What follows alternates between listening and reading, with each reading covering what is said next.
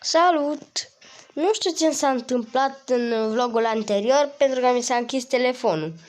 Și ați văzut, am avut cele 15 gemuri, deci acum haideți să cumpărăm acel skin.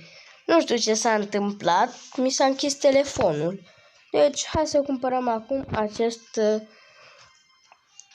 skin. Deci sunteți gata? 3, 2, 1 și... Bun, l-am cumpărat și avem toate chestiile maxate. Ok.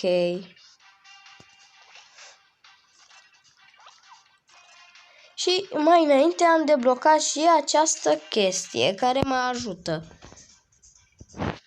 Wow, avem și acest Guard Dog.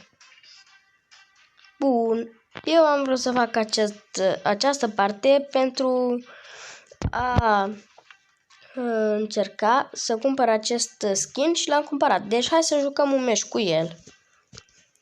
Ok. Să vedem cum e cu toate chestiile maxate și cu skin nou.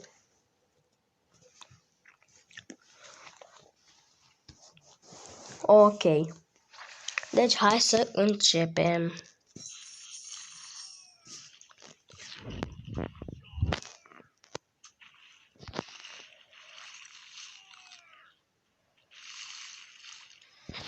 Ok.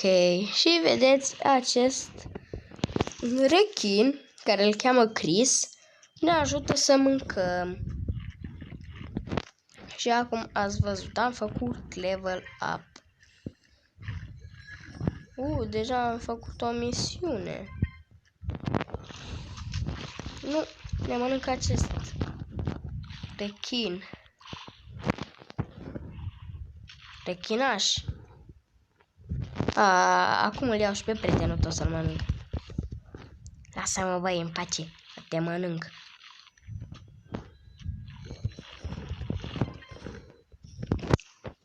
Ok. Wow, ce pești sunt aici.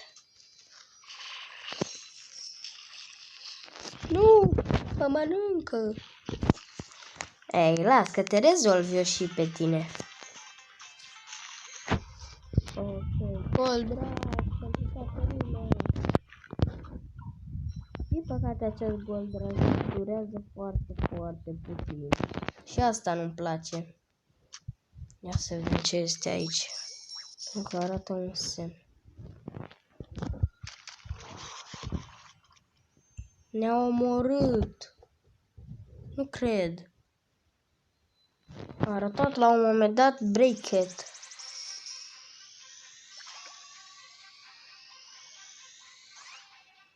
Ok. Am făcut 155 de bănuți. Deci atât a fost și cu episodul de azi. Nu uitați să dați like, share și subscribe și la acest episod și la cel dinainte. Pentru că acum am făcut acest vlog pentru a cumpăra acest skin pentru că înainte mi s-a închis telefonul.